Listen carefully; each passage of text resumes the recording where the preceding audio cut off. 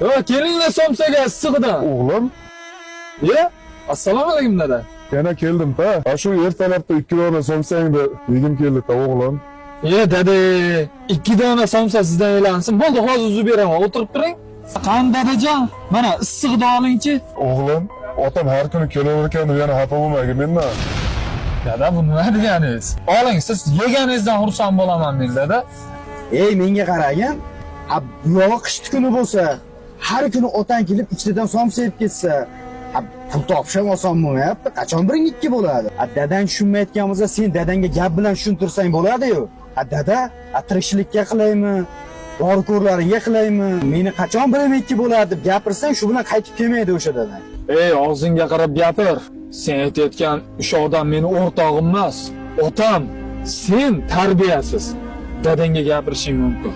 Lekin men unday emasman. Men otamni har kuni tongda yosh bolada kutaman. Bilasanmi nimaga kutaman?